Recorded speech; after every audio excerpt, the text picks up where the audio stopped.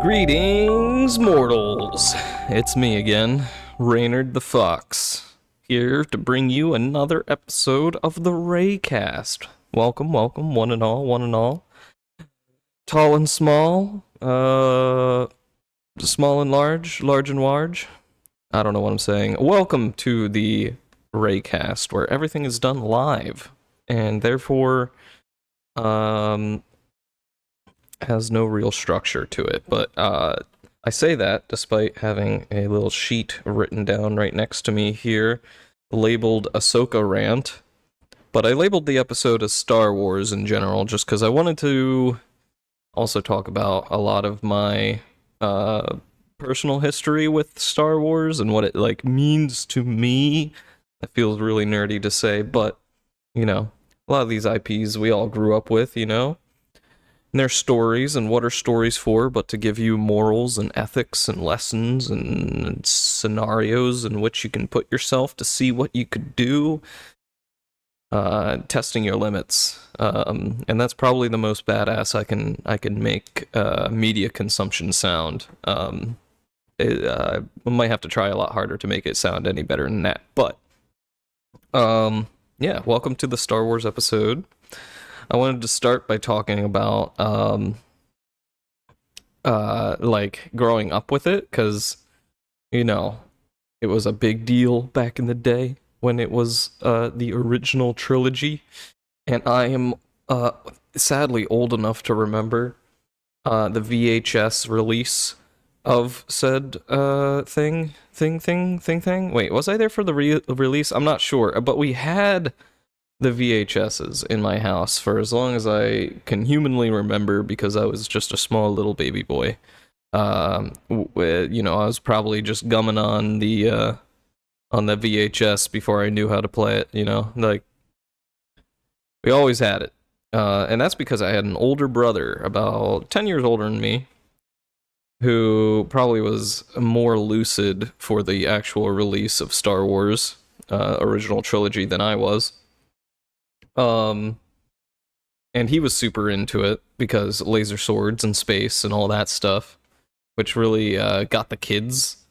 But it was also a wild success because it was basically like a space soap opera that was all about father-son relationships and all these other high morals. It was a fantastic trilogy. Honestly, if you are one of those few people that I keep meeting out there that hasn't seen the original trilogy, what are you doing? Go watch it. Go watch it right now. Stop, pause this video, go watch the entire trilogy of Star Wars, and then come back and unpause. Did you do that? No? Okay, good, because I probably wouldn't have done that either. If you did do that, congratulations! You have more determination than I ever will during any sort of podcast request. But, if you do find the time, definitely watch Star Wars if you haven't. The original trilogy, and even, dare I say, the prequels. The horrible, horrible prequels that now everyone's like, you know, maybe those prequels weren't so bad because of all this Disney stuff that's coming out. But anyway, I wanted to talk about the Disney stuff a little bit later on. So one of my keen memories of Star Wars is, besides my brother having these figures and the models of each of the jet planes and stuff. He had A-Wing, he had X-Wing, obviously, he had the TIE Fighter, I remember, and I think he had the A-Wing, and I think he had a Y-Wing too. Yeah, I'm pretty sure he had a Y-Wing as well. And I was, you know, super into Star Fox at the same time, so spaceships and space fighters was the cream of the crop for me when I was a kid. I mean, it still kind of is, honestly. And a part of me still wants to pursue a career in pilotry, but that requires a lot of money. Well, not a lot of money, but it requires a sum of money. Though there is a demand for pilotry. Anyway, I'm getting sidetracked. My brother had all these cool figures, so I would play spaceships with them, as one does, just the whoosh I know you guys can't see it, but I'm pantomiming holding the figurine, and I'm whirling it around in the air in front of my face as I make the noise. But um, yeah, it was a great time. It was a great time. And then I actually watched the movies on VHS. And if you remember back in the day, when you had something on VHS, it wasn't like today's media consumption where you're like, oh, Netflix, I'll watch it, and then you watch it once and then never again. Like whatever you had, you were watching that near daily, even though it was the same thing over and over and over again. And thank goodness it was Star Wars for me. Thank goodness it was Star Wars for me, because I would just rewatch those movies over and over and over again, and I was perfectly content. Perfectly content with that. I can't like rewatch any movies nowadays. Like I can barely watch movies the first time fully through. I blame the writing, but that's normally my scapegoat with most things. Like, what's my deal with Elder Scrolls? The writing. What's my deal with this? What's my deal with that? It's the writing. I really think good writing makes pretty much everything.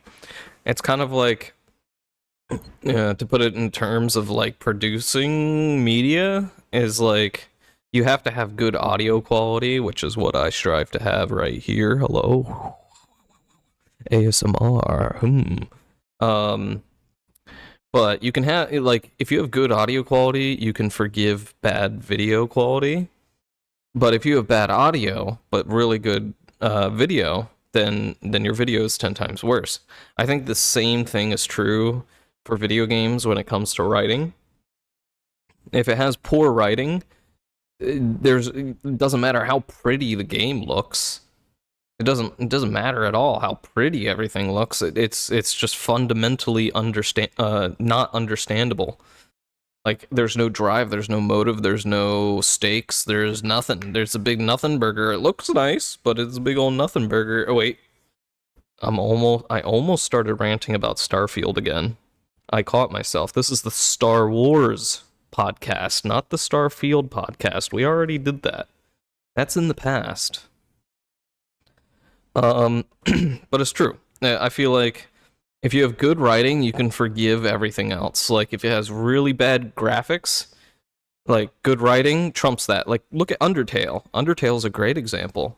It has these old kind of like, ET, Atari style game style. I mean, it's a little bit more pixel arted up than the Atari stuff, but still, it's a very simplistic art style, right? But it has such a good story to it that a lot of it's forgiven. And it's even coded horribly, so it's not like it's a coded masterpiece either. It's not like the guy was fantastic at making games, but he wrote a really good story, which is why it got super popular. Which leads me to my issues with Star Wars, because George Lucas, he originally wanted Star Wars to be this kind of like encapsulated thing. Like he had a vision of what Star Wars was supposed to be, beginning, middle, and end. And he pretty much did that. Like even with the prequels, even though a lot of people were poo-pooing on the prequels, like he was still in charge during the prequels. They just thought he was crazy. But turns out he wasn't crazy. Like with all things, there could be improvements at parts. Like everyone, talks about in the prequels, like either the Jar Jar Binks scenes or the like all the silly scenes, right? Like those silly scenes were just kind of sprinkled in there, though they were sprinkled in there quite a bit. But no one really talks about the high emotional scenes and like all the good parts that were and the lore parts that we got. And also the prequels gave us the Maul fight. Everyone freaking loves Darth Maul.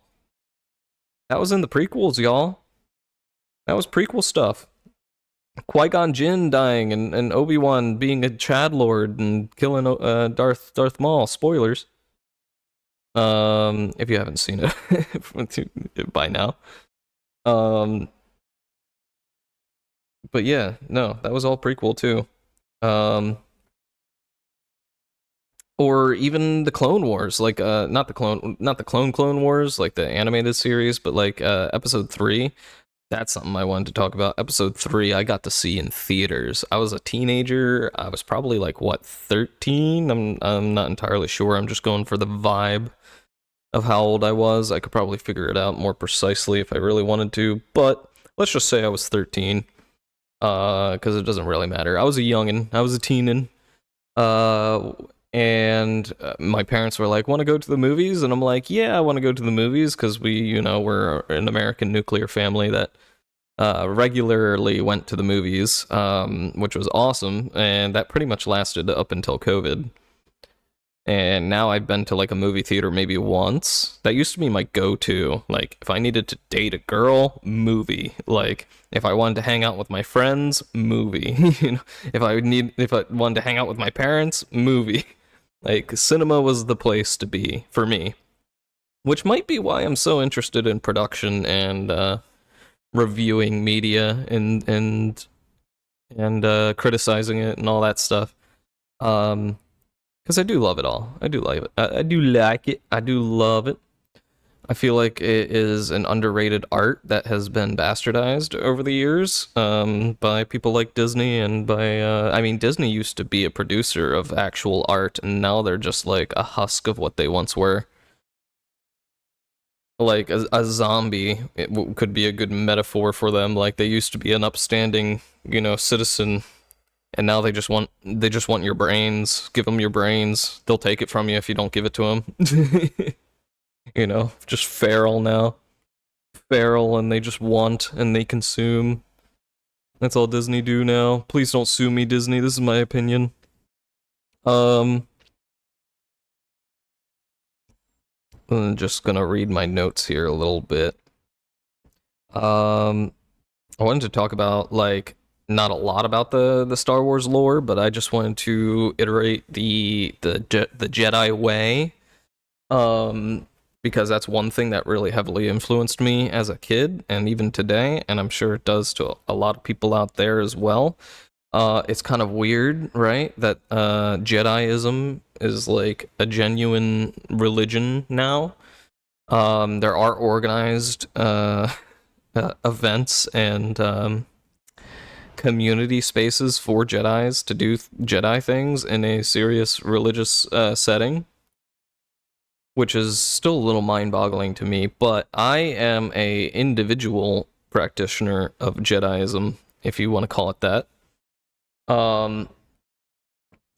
Basically space wizard. But a lot of its philosophies is derived from real world philosophies and what do you want to call them?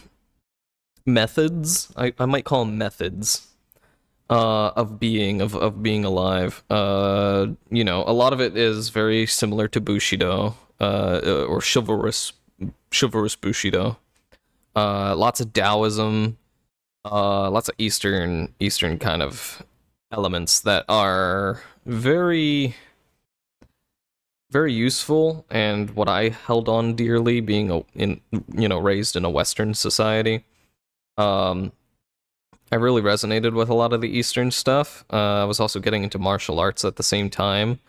So thank you, Power Rangers, for that. That's going to be a podcast one day. Hold on, I should probably write that down. I should just talk about the Power Rangers for an entire episode of the TheReyCast. Hold on, I'm not even joking. I'm going to write that down right now. Nope, not that page. This page. Oh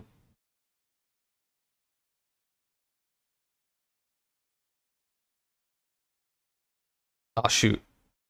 I took too long to write it down and now I forgot what it was. Damn it. I guess I'll write it down when I edit this footage later. This is what happens when you have a really bad memory. I do have a notebook here, as I just mentioned, but that's how fast my memory can fade. There was you know what? I'm gonna intentionally not put any cuts there. So if there's just an awkward pause in silence, that was just how long it took me to get to the page and then get ready to write down what I was trying to think about and then forgetting what I was gonna write down. I know it was a topic for the podcast, but Maybe I'll remember later. Anyway. Anyway, yeah, I was going into martial arts as a kid. Thank you, Power Rangers. Fuck me. Oh my gosh. Wow, that's bad.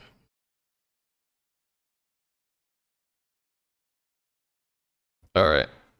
Power Rangers. Anyway, yeah, so Power Rangers got me really into martial arts as a kid, just because each one of them had like their own unique fighting style, and I just thought that was really neat looking. I knew about fighting, but I didn't know it was like, it was like cartoon fighting, like superhero punches you and you fall over kind of like fighting. There was never any form to it. And then when I saw Power Rangers, there was form to it, and I was just like, ooh, I like that a lot. That's really neat. And yeah, I went into Taekwondo as a kid. Um, and yeah, Star Wars, the whole Jediism thing, they've all heavily influenced how I saw martial arts as I did it and grew up with it. Because it made it fun, it made it interesting as well.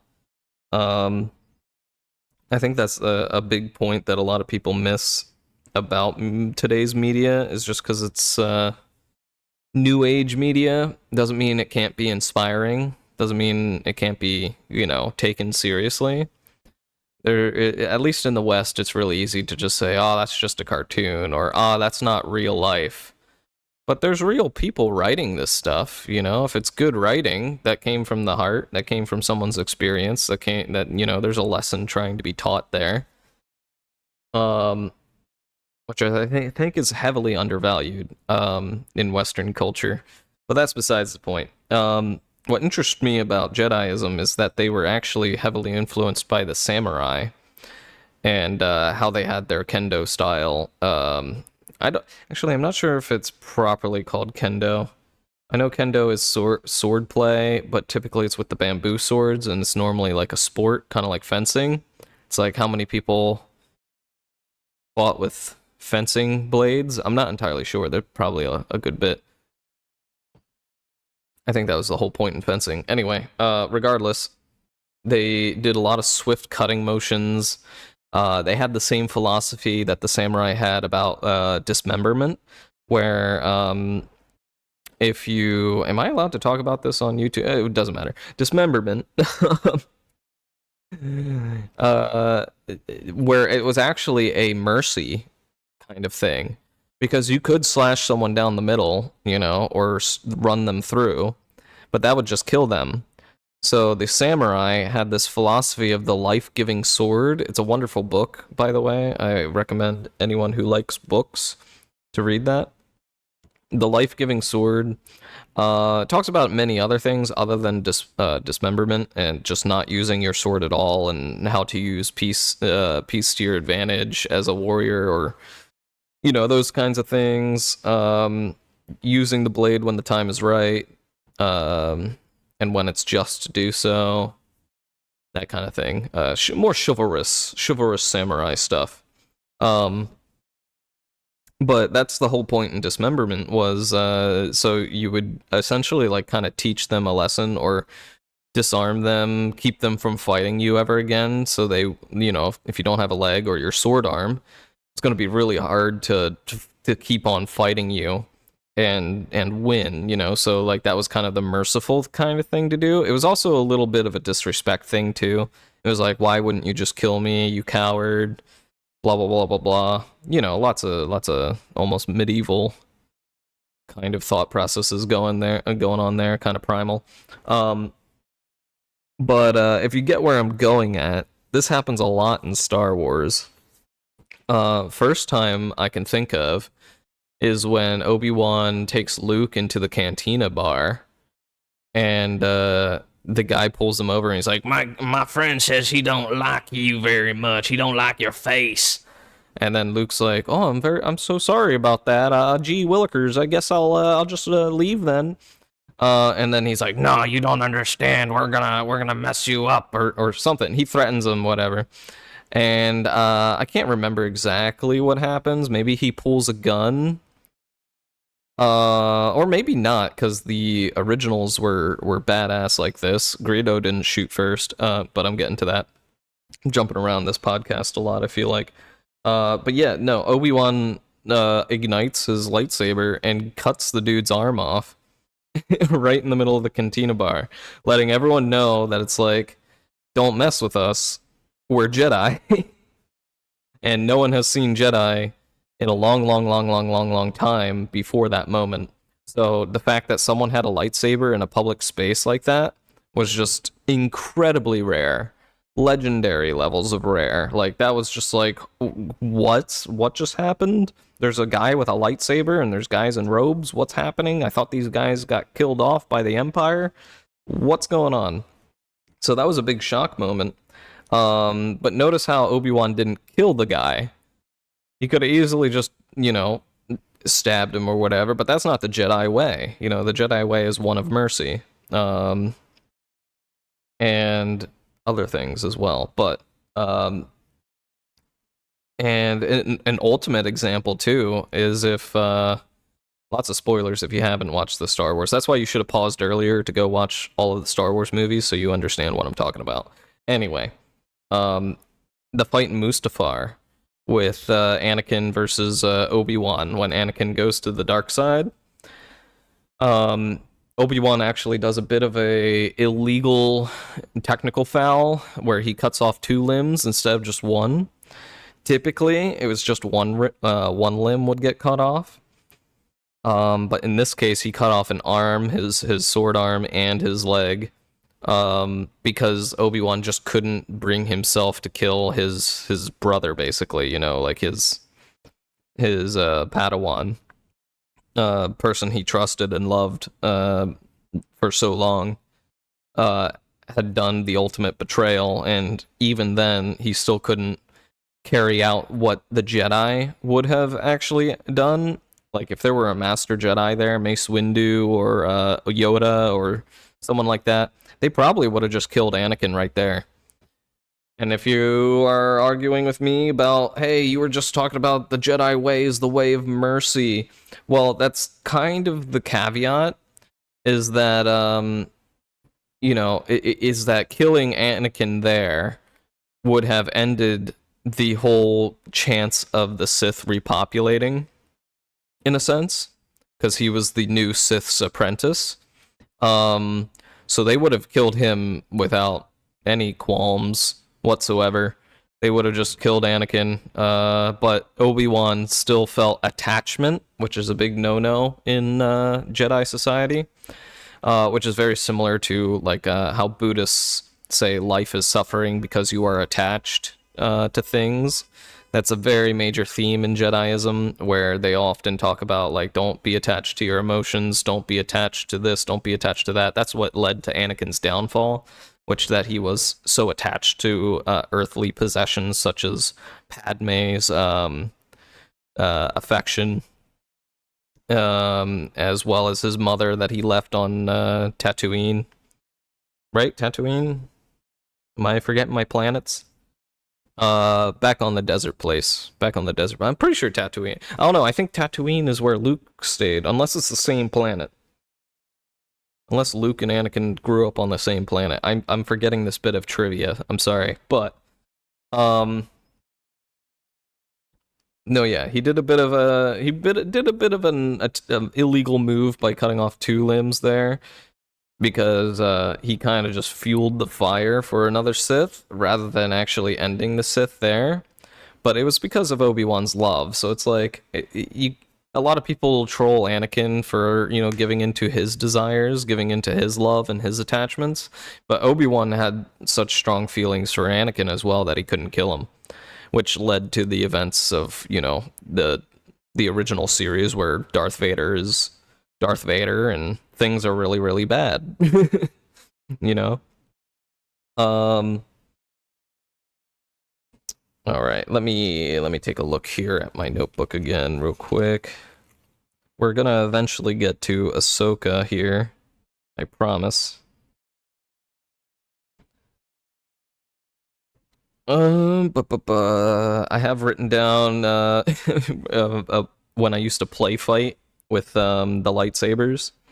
Um, that's kind of hard to interject anywhere in this podcast, so I'm just going to talk about it now. Is that me and my friends used to always go out with our little plastic telescopic lightsabers, and we would always role play our own scenario and fight and choreograph everything. And they actually didn't look too bad because we were, martial arts friends that we knew each other through martial arts. So we would actually choreograph these fights pretty well. My only regret is not being into YouTube at the time because we could have recorded those and probably done pretty well for ourselves. But it was just some fun thing that we did, together on our own, like in the park and stuff like that, or in someone's backyard. And it was very cringy too. I'm not gonna say it wasn't cringy, because if you're like me, you're probably thinking of the Going Full Force video by iDubbbz, which is a great video. I think it's a great video. I know there's some controversy around iDubbbz right now, but I'm not talking about that. I'm just basically the airsoft fatty guy that he interviewed. Also did a lot of lightsaber fights with his friends, but I couldn't empathize more with anyone else in the world at that moment because that was me, you know. And there would always be that one friend that would go all out, go full force, and just try and smack the shit out of your fingers so you drop your lightsaber, but like that wasn't fun because you were playing normally in fall and winter, and your fingers are already numb, and when they get smacked by the plastic lightsaber, it just stings like a mother. And then it's no fun, and then people stop doing that. Um, but it was fun. It was fun. I won't lie, it wasn't. It was fun for us. Probably not fun for anyone watching us, but it was fun for us. Good times. Good times that. What's next on my list here? I'm starting to get a little bit organized. I wrote down a short list. I know I mentioned this once or twice, but I got a list, and I'm checking it twice. I'm gonna find out who's naughty and nice. Actually, it's not quite December. Oh my god, it's almost December. I just looked at the date. This will be posted probably what? 11/29. Which means it's almost December, which is my birth month and also my Christmas month. I think it's most people's Christmas month, but it's in particularly my birthday month. So, that's kind of crazy. I didn't expect to see my birthday come up so quickly, and I don't know why I'm realizing it right now. Anyway, let's continue with the Star Wars stuff. All right, now and then Disney got involved. Which, firstly, I gotta say, like, watching all these, like, behind the scenes interviews back in the day of George Lucas, and how he made the original Star Wars, is that he was very, almost like low budget. I mean, it was still a high budget for the time, but he wouldn't let anyone buy his property, his idea. He wouldn't let anyone buy Star Wars. He was really determined to make it himself and make it how he envisioned it. And he was very particular about a lot of the details that Star Wars portrayed and used in its storytelling. So when I first heard about it getting obtained by Disney, I was almost in disbelief because Disney was already kind of going on a downward slope in my eyes. I mean, like, I don't know. I didn't hate. I'm gonna guess roughly that this was around the Tangled and the Frozen era, which is still going strong to this day. That I started falling off. I did like Tangled and Frozen. Hot take, I know. Well, I guess cold take in case of Frozen, but I didn't think they were bad. But after that point, I really became disinterested in Disney movies in general. And then when I heard that they obtained Star Wars, I basically, just my jaw hit the floor. because two things conflicted. One, George Lucas always said he was never going to sell it, or he always wanted, he was very determined to have it be his own project, his own thing.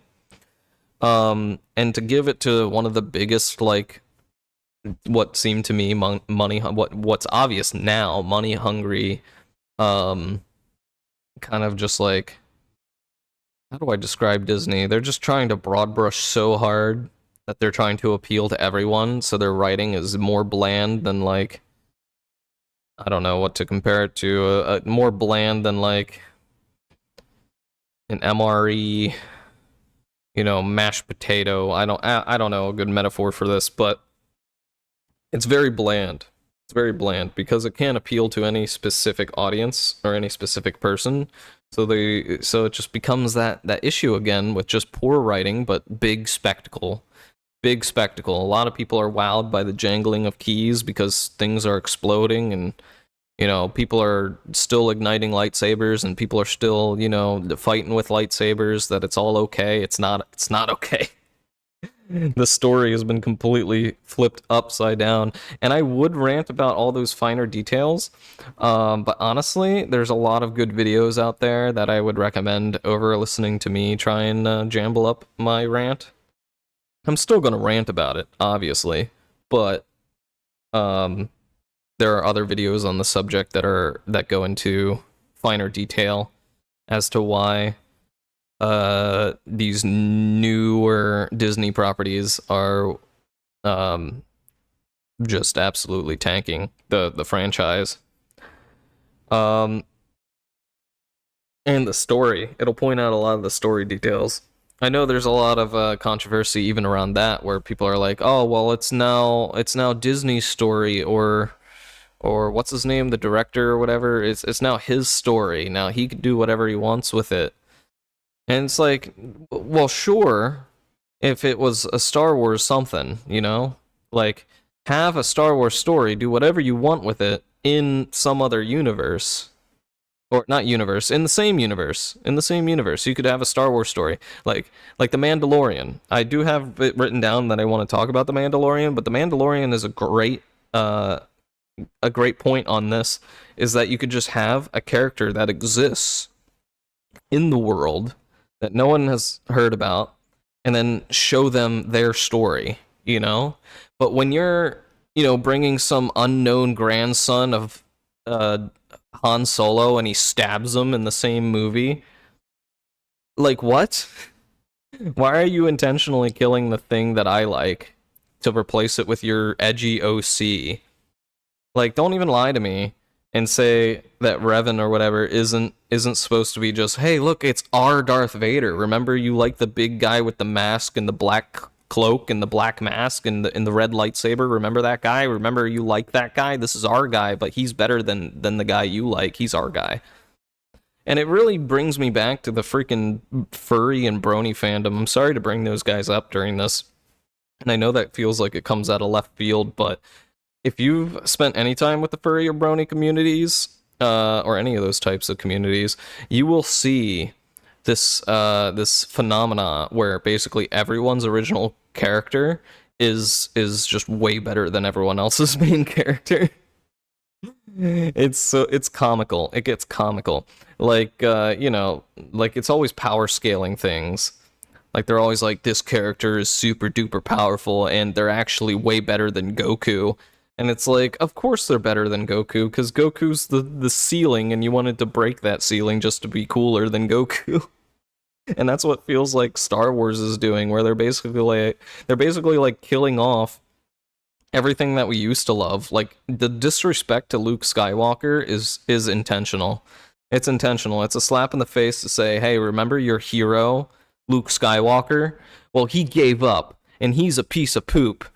You know who isn't a piece of poop? Our girl, our Jedi, our OC. Sorry, I'm getting a little emotional here, but our OC, our original character, Disney's creation, is better than what you like, because that's the ceiling and we gotta beat it. Why? Because the writers are lazy. That's why. The writers go, what do people like? Let's just do one level better than that, and then they'll like it even one level more, right? That's simple math. That's simple math. We got cooler Darth Vader, we got cooler Luke Skywalker, and notice how Rey doesn't have like a mentor at all. Like, there's no mentor. Like, normally in the hero's journey, which is what most stories actually are based off of, because it's a pretty solid template for most stories. Normally the hero has a mentor that gives them some kind of, unbefore-seen ability. Like, in the case of Luke Skywalker, he found Obi-Wan. Obi-Wan became his mentor, introduced him to the Jedi, gave him his first lightsaber, taught him how to use the Force. Luke was just growing up on a moisture farm. He didn't know any of that stuff. What does Rey do? She's a scav. She's a scavenger. She goes from like fallen ship to fallen ship, crash ship to crash ship, looking for spare parts and sells it to the black market or whatever, the scrap heap, the junkyard. And then suddenly she picks up a lightsaber and she's a goddamn legend. Like, what? I know I'm not saying anything new. Everyone already knows these complaints because they've had them themselves. But I just gotta, iterate that I also am seeing the glaring issues with this writing. And hopefully if someone doesn't see these issues, maybe I'm bringing them to light. Because I'm pretty much done supporting Disney Star Wars at this point. I saw, I think, all 3 movies. I'm pretty sure I saw 3 of the new reboot movies. I'm vaguely remembering the last one. I'm not sure is that the kamikaze one? Is that when he, when they do the warp drive kamikaze move? Can I say kamikaze on YouTube? It doesn't matter. It's not good. It's not good. It's not good. And I wish I could articulate better why I think it's not good. Good thing I have a whole hour of this podcast to try. Alright, now I kind of want to talk about The Mandalorian, because this was the first time after I was really kind of like meh about Disney and their Star Wars obtaining Star Wars IP. I was very disappointed with a lot of what I saw. So when I saw Mandalorian get teased, I was like, this looks cool, but it's probably gonna be like the others. It's probably gonna suck. And I was pleasantly wrong. I watched it and I actually enjoyed the heck out of it. Despite it having Grogu, which I, still think is, honestly, come on guys, let's be honest, it's something to make a plushie of. They know you like Yoda, because that's a Star Wars thing, and they wanted to make Yoda into a chibi so they could sell you more merchandise. Like, that's the Disney way. And if you like Grogu for his character, I judge your ability to judge character, because Grogu's character is no character. He's got 0 character other than being like a MacGuffin. He's just a MacGuffin. Which a MacGuffin, for those who don't know, is just kind of like an object or a person that you need to bring with you on your quest in order to make the quest make sense. But is entirely like shoehorned in. Kind of like, I don't know, you've probably seen this a lot in different media, like, you ever hear, oh, we gotta go find, it happens a lot in games, oh, we gotta go find the 3 stones in order to unlock the door. Like, those 3 stones are MacGuffins. It's like, you could just have the door open, but for writing purposes, you wanted there to be more conflict, so you added more conflict by making 3 magical stones or whatever. So Grogu's the same thing, in my opinion. He's just a MacGuffin that makes the Mandalorian act and do things. But honestly, I think it more than makes up for it, because the Mandalorian's actions and doing things are completely badass and also kind of realistic too. Like, it was really neat seeing just like a guy who had like the equipment necessary to exist in the Star Wars universe, but he wasn't like a Jedi. You know, we weren't looking at a Jedi. We weren't looking at some kind of like supernatural space wizard. He was just a dude with like, you know, good training. Good training and, you know, rifleman skills. Um, and he got the job done. And it was really neat seeing how he got the job done. And just to see kind of like that backstep in power scaling, which I love to see. We need more backsteps in power scaling. Like, there's too much power scaling that just like tries to expedite whatever it's scaling at. Like, the classic example is Dragon Ball Z, where they keep trying to fight bigger and bigger, bigger and bigger things. Until eventually you get to Dragon Ball Super, where they're literally fighting in the multiverse for the right to survive, in to have their universe exist or something like that. Yeah. So they're currently fighting multi-dimensional warriors that are the best warriors, and they're still winning, which is insane. And that's the kind of power scaling I'm talking about. Like, it might not be that extreme in other properties, but it's happening in like every single property. It's like, oh, how do we one up ourselves? Well, we just make a bigger and better character, and then that's where you get the OC issue that I was talking about with Rey, where it's just like, my character is better than your character, ha ha ha ha ha, or better than this canonical character. It just feels like there's like a high schooler writing for Disney's Star Wars. I'm not even gonna lie. Not even gonna lie. Feels like some high schooler. No offense to any high schooler listeners out there, but as someone who wrote a lot in high school, I was shit. I wrote really bad fan fictions and stuff, and I'm sure you did too if you were like me. So that's basically what it feels like with Disney writing these stories. It just feels like, oh, my character is stronger than your character. And they're better in every way. Why? Because they are, and you don't have to see the stakes. You don't have to see their development. They just are good because they're inherently good. And spoiler alert, people, no one's inherently good. It takes a lot of effort to be good. I would even say that for morals. Like, it's really easy to just have horrible morals, but it actually takes some effort to try and establish like a moral compass. I'm not sure what led me on to that, but there you go, some advice from Reynard. But The Mandalorian was pretty good. Looking at my notes, trying to get back on track here. The Mandalorian was pretty good. The backstepping in power scaling, like I was talking about, it was amazing. It's like, you know, we're used to seeing Jedis cut things in half and like force push and lightning. It was nice to see a guy with like a grappling hook and a blaster, and that was about it.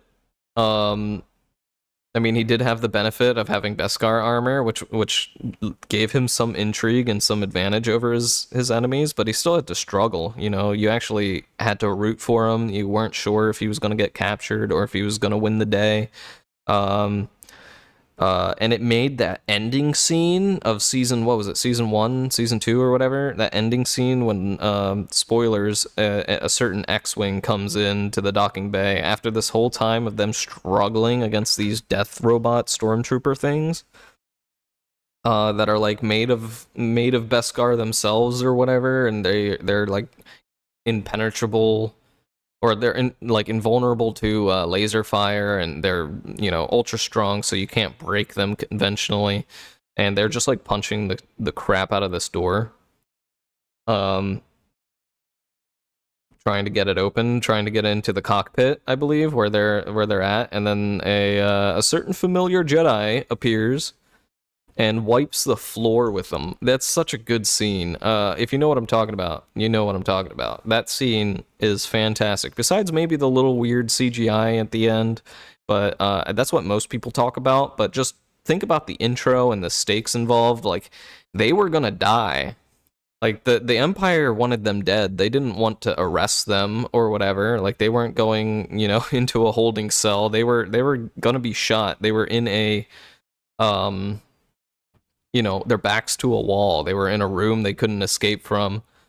Uh and they were saved, which is one of my favorite like hero fantasies, is like the hero coming in at the last second saving everyone. That's very anime of me, I know, but I love that trope.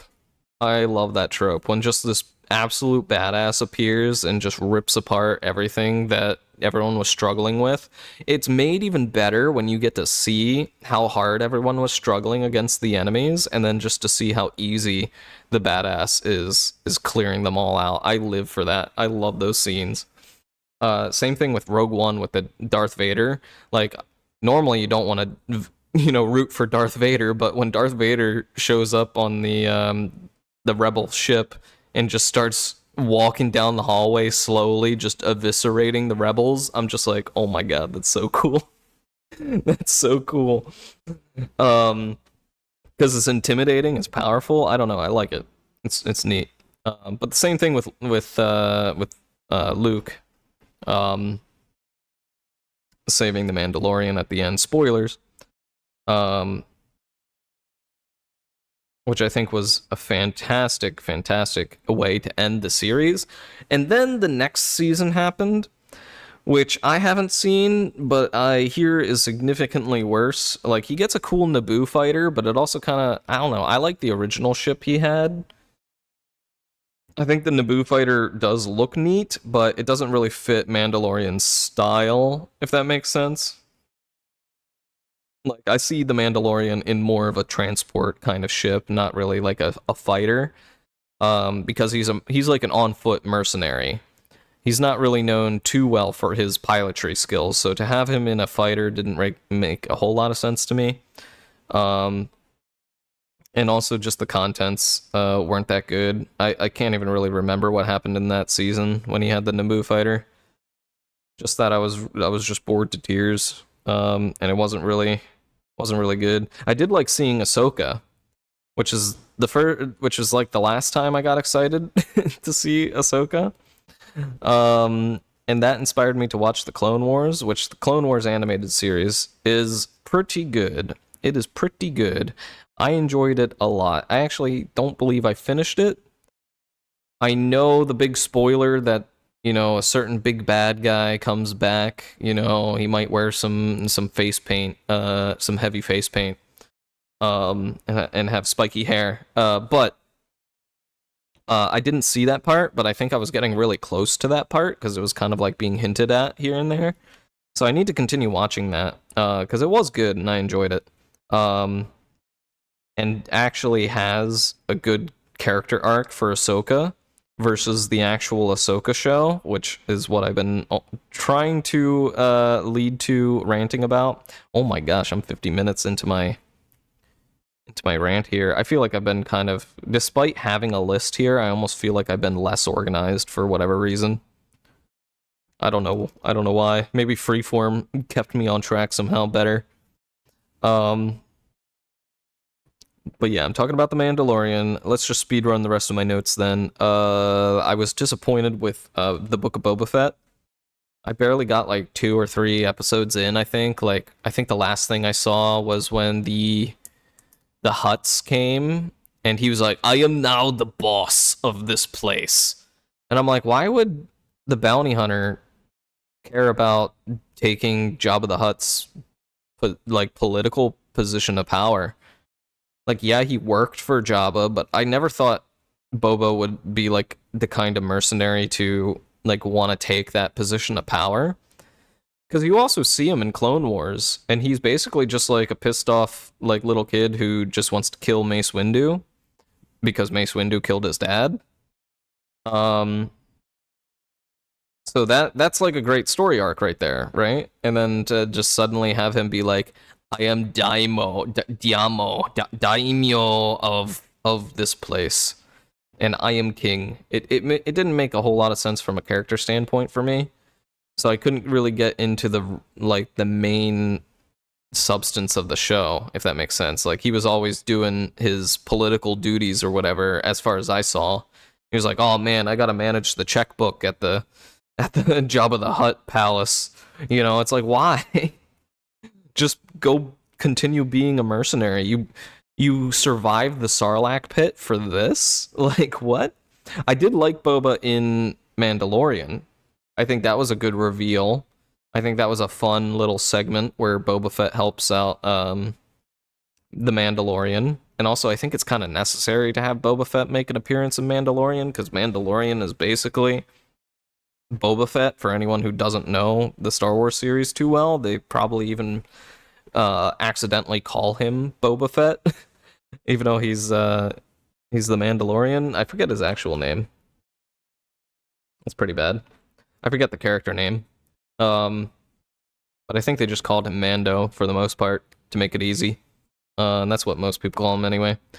So yeah, I wasn't super into the Book of Boba Fett. I did like the idea that someone would take the place of Jabba the Hutt, but I don't think Boba Fett should have been that person. Like, the sniper lady. Maybe the sniper lady. You know, the sniper lady? She was cool. I liked her part, like, in Mandalorian. Maybe make her the leader. I even though that also doesn't make much sense, because, like, what connection do these guys really have to Jabba the Hutt, or at least his lineage, outside of, you know, they worked for him once, you know? They were, or twice, you know. It's silly. It can be silly. So after that, after Book of Boba Fett, I kind of skipped the others. Like Obi-Wan I didn't watch because I heard nothing but bad things, and I was also kind of seeing the same kind of writing that I saw in Book of Boba Fett, which was kind of nothing.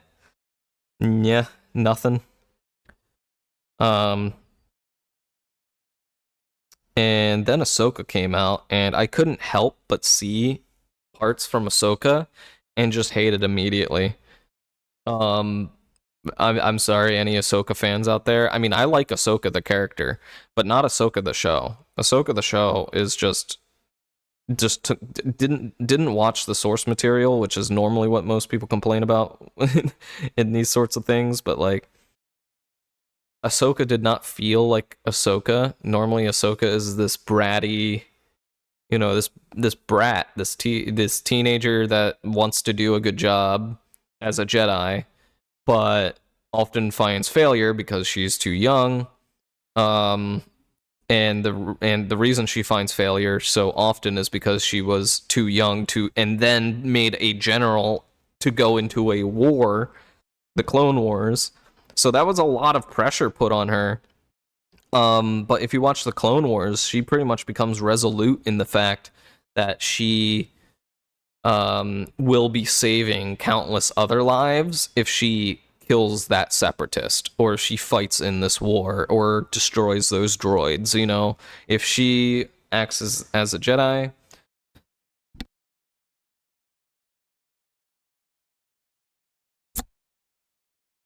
Okay, I'm back again. I really need some way to look back.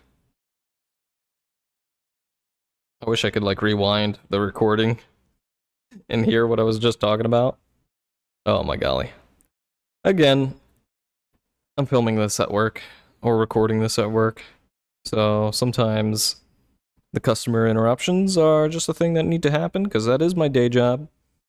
It does come first.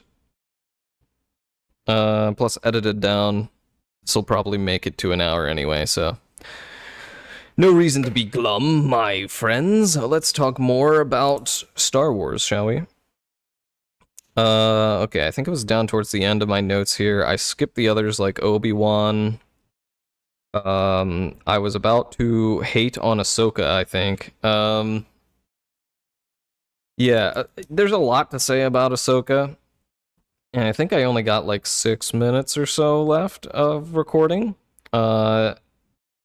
So I'll be pretty brief, but if you saw my one stream, golly, that was probably like a month ago or so, but I did a huge rant on Ahsoka, so if you're one of my stream followers, you probably know a lot of my opinions about it already.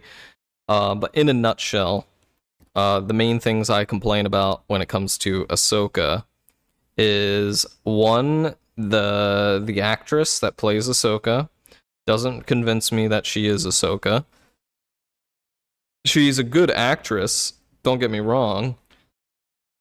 Actually, I don't know if I want to say that, because I'm not sure what else she's been in, but I feel like if she was put in a different role, she would be a much better actress, a better fit for that role, because she basically just, like, I don't know what the writers thought, like, Ahsoka was, but they basically just saw her as this depressed, like, hates her own life, or, like, is always just super stern and super serious and very stoic, and never smiles, and is just always crossing her arms, because remember Ahsoka crossed her arms a couple times in the Clone Wars. Remember that? Let's just keep crossing our arms and you'll think it's Ahsoka.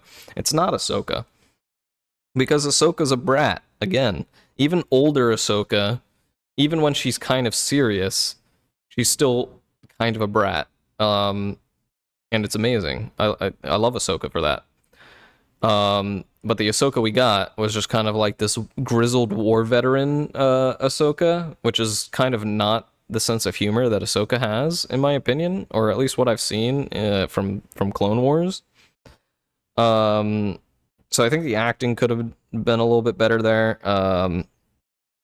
Or the directing. I guess that could be a directing issue as well. Anyway, someone didn't watch the source material, I feel like.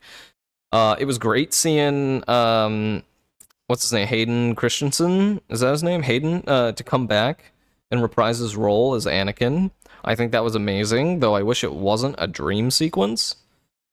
That part's kind of lame to me. I might put into the video 2 clips. Either I inserted them earlier or I'll put them in now, but I wanted to compare the 2 conflicts between Darth Vader and Anakin. No. I mean, I guess that's true too, but between Darth Vader and Ahsoka, I mean, when they fight, I believe, what was it? Rebels? Star Wars Rebels? I'm not entirely sure. I think it was a game or a show. I need to check it out, but I found this clip on YouTube of this altercation between Ahsoka and Darth Vader, and I infinitely loved it. 10 billion times more than what we got in the Disney Ahsoka rendition. And I'll probably put those up now to compare the two.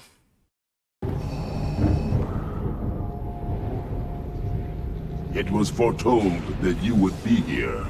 Our long-awaited meeting has come at last. I'm glad I gave you something to look forward to. We need not be adversaries. The Emperor will show you mercy if you tell me where the remaining Jedi can be found. There are no Jedi. You and your Inquisitors have seen to that. Perhaps this child will confess what you will not. I was beginning to believe I knew who you were behind that mask. But it's impossible. My master could never be as vile as you. Anakin Skywalker was weak. I destroyed him. Then I will avenge his death. Revenge is not the Jedi way. I am no Jedi. You look the same. You look old.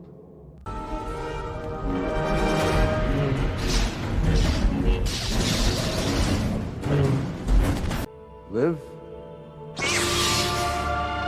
or die.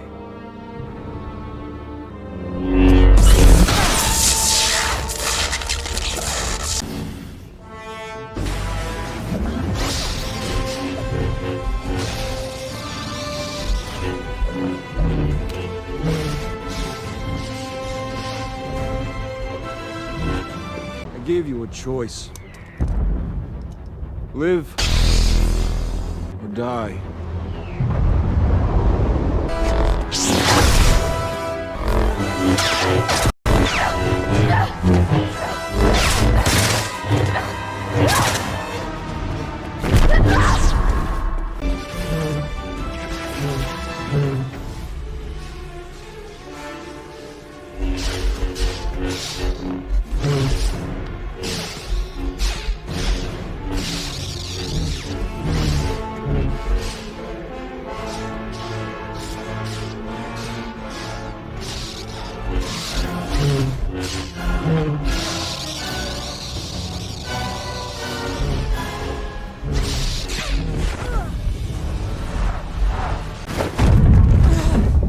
lack conviction.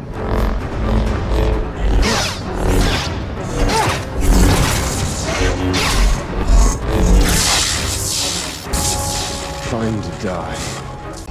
No, no, no, no, no, no, no, no, no, no, no. Kaden, it's him. I know. I got you.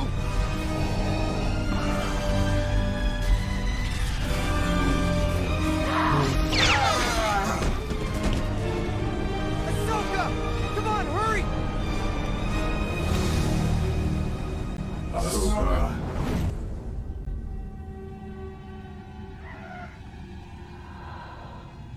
Ahsoka. Anakin.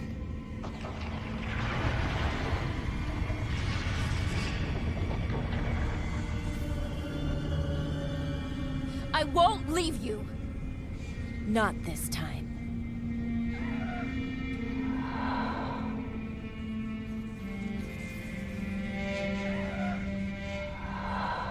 Then you will die. I choose to live.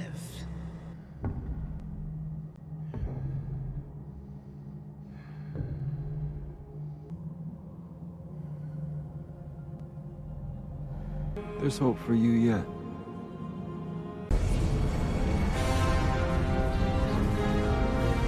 Ahsoka!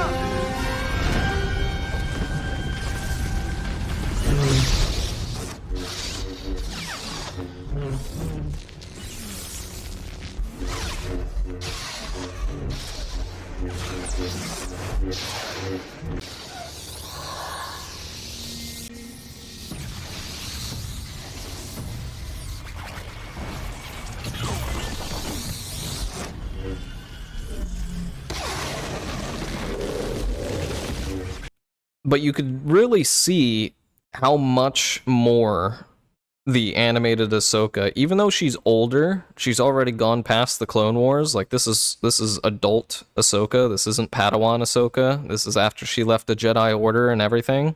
So they're in virtually the same exact position and the same exact age between these two shows.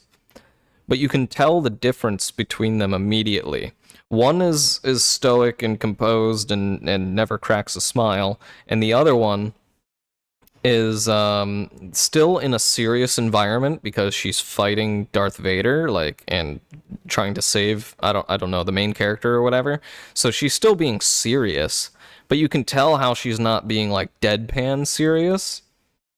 Her movements are a lot better. Like she's an acrobat. That was Ahsoka's whole thing, is that she was a master of this style of lightsaber, certain lightsaber style. I'm forgetting the name of it. I'm sure some more hardcore Star Wars nerds out there can add it to the comments or something. But her form was basically all about the acrobatics, to basically outmaneuver your opponent. And even despite that, when she was fighting Darth Vader, who has this clunky suit, he's still able to keep up with her, which I just thought was an amazing kind of detail to bring up while watching that. And there's even this powerful moment where Anakin kind of breaks through the Darth Vader possession, if you want to call it that. And Ahsoka senses it. She hears it in his voice. And for a moment, they connect again, and then Anakin eventually reveals that he's truly lost. And he does the famous "You will die" line, but way better than in the Disney version, which he repeats, "Then you will live or die," or something to that effect. Like "Then you will die" is like the only lines they gave Hayden or Anakin. He has basically nothing of substance to say. Meanwhile, in the animated thing in Rebels, he's like an absolute badass with these one-liners. I really like the part where he says to the main character, no, the main character says to Darth Vader, he's like, I don't fear you. "I'm not afraid of you." And Darth Vader retorts, "Then you will die braver than most." And then he smashes him a few times and he breaks his lightsaber.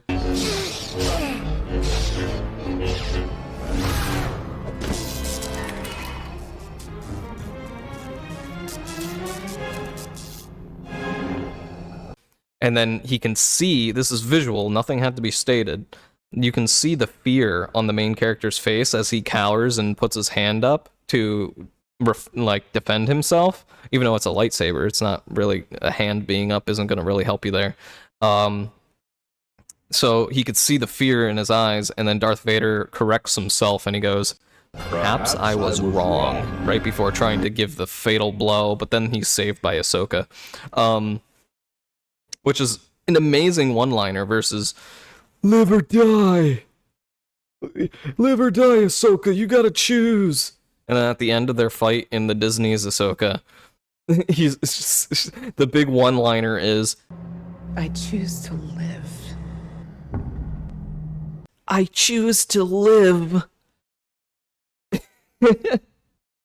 Like, what kind of lame black and white writing is that?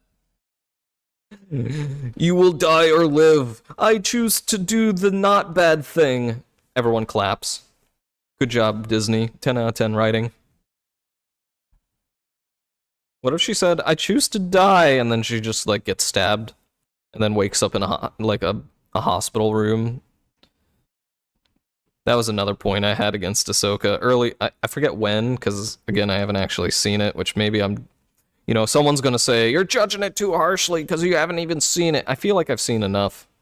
I've seen enough clips to know that I really, really don't like it. There's a part where someone gets stabbed through the abdomen with a lightsaber, and those things are supposed to be, like 4,000 degrees Kelvin or some crazy shit like that. I don't know. I might be wrong on that number, but they're very, very hot. Like, if you remember in the prequels, remember when Qui-Gon Jinn and Obi-Wan stabbed their lightsabers into the blast doors? Again, blast doors, the doors that were supposed to keep the vacuum of space out if the space station ripped apart, and also to protect it from any breaches, such as like colliding metal going 1,000,000 miles an hour, or maybe even a rogue laser blast won't penetrate it because it's a blast door. Meanwhile, Qui-Gon just sticks his lightsaber in there like it's butter, and he just cuts a hole out of a blast door. Meanwhile, someone can get stabbed through the chest and their organs don't immediately boil. I don't understand.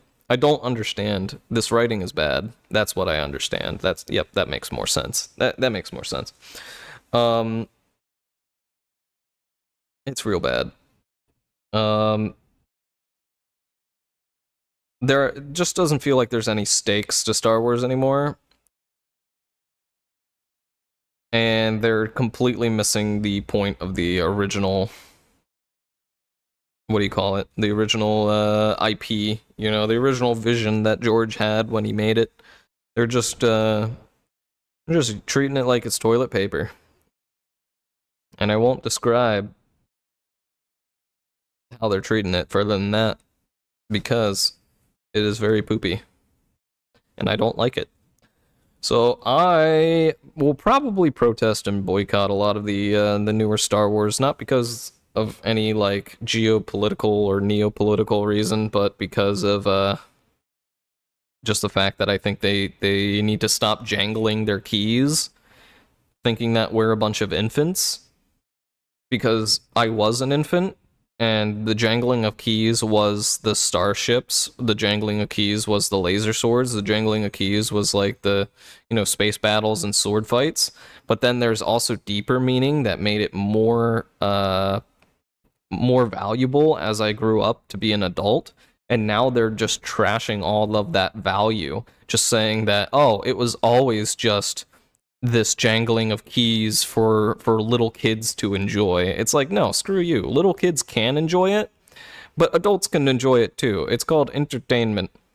And that's the problem with modern media and modern entertainment, is that we separate kids' entertainment very, very harshly with regular entertainment.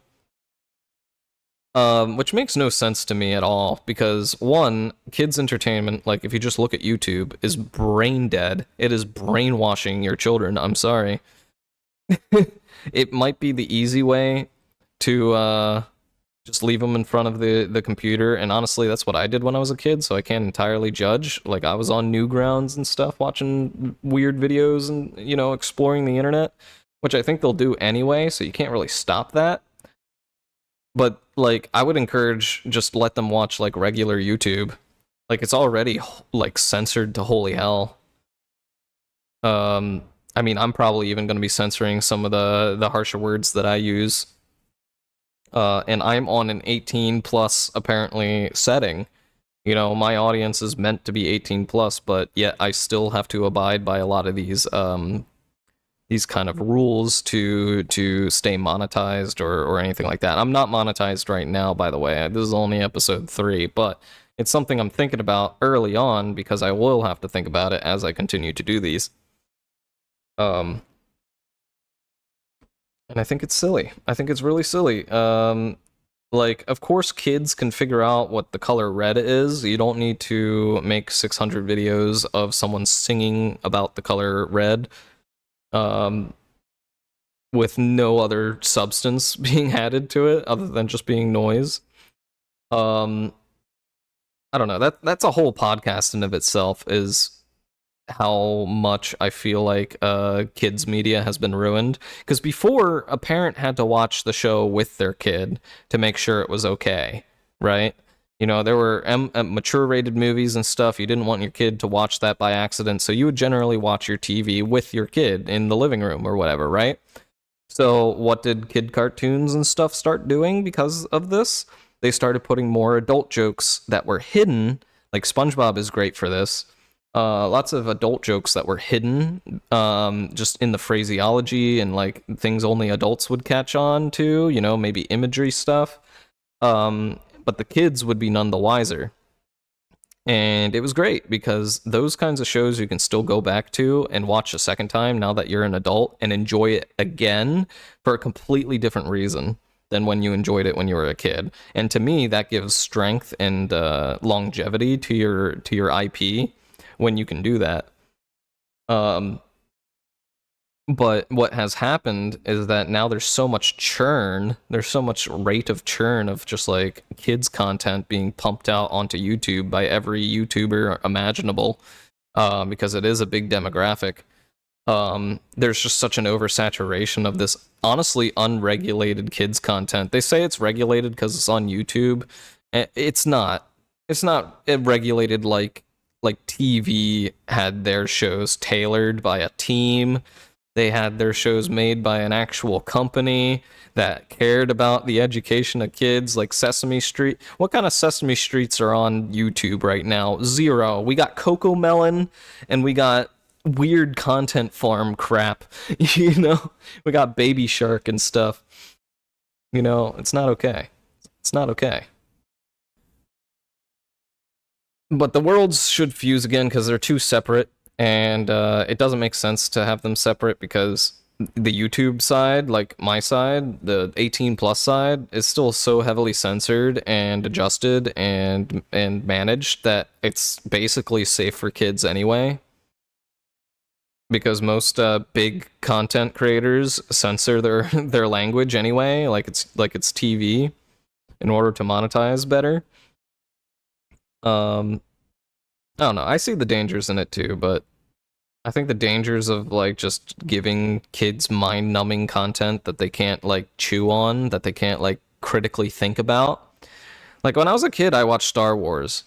That's what this whole podcast is about. And Star Wars had some deep themes that I also picked up on when I was a kid, and that's what I wanted to pursue later in life because I liked, you know, martial arts. I liked the way of the Jedi. I liked their philosophies. But if you remove all that and just have the jangling of keys, then you've essentially removed the soul from Star Wars. And I think it's actually intentional. This is where my conspiracy brain starts kicking in. I think they're actually dismantling all our hopes and dreams. That's why they keep ruining, quote unquote, ruining all of these different IPs and products and medias and movies and shows. They're ruining them on purpose, in my opinion, because they want to dismantle your entire morality system. They want to destroy your moral compass and they want to realign it. They want to reprogram you.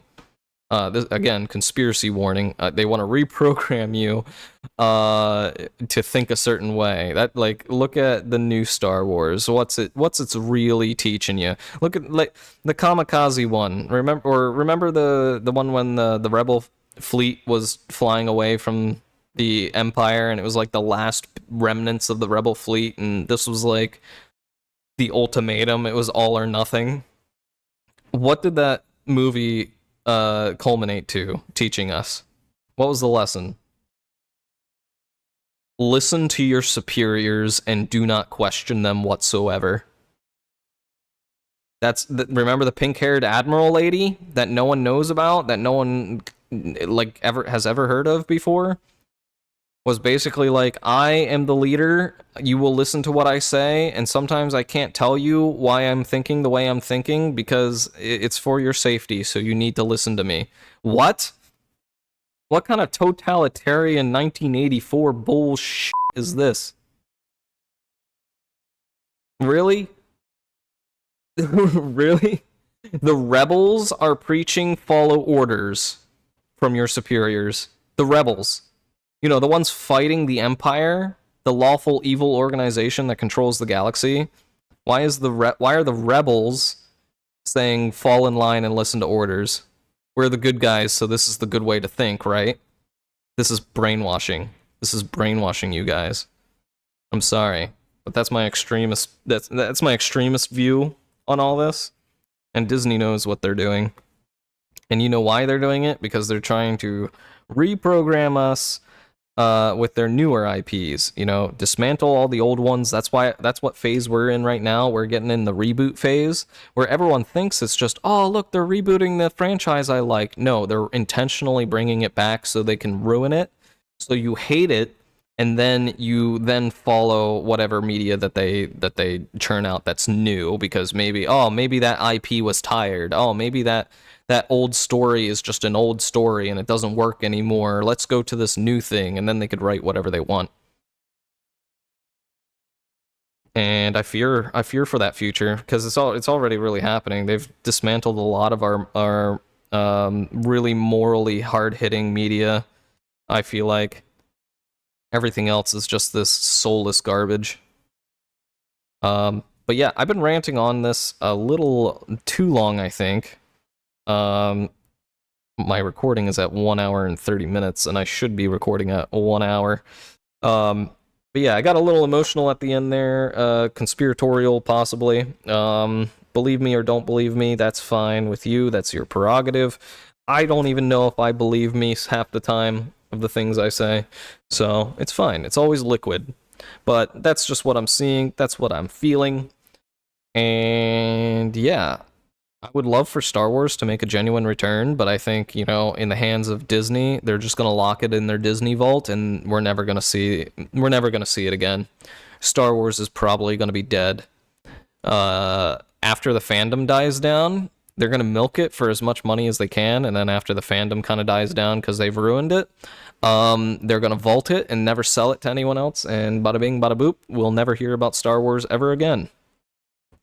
So sorry to land on that negative note at the end here, but I do have to end. So I appreciate you guys hanging out for another ReyCast. This one felt a little chaotic, a little hectic, a little random, a little here and there. But I appreciate you if you stuck through till the end. I might do some editing magic to try and make a little bit more sense, but that might be impossible because I am just a bird-brained fox. ADHD is a hell of a drug. Yeah. All right. See ya.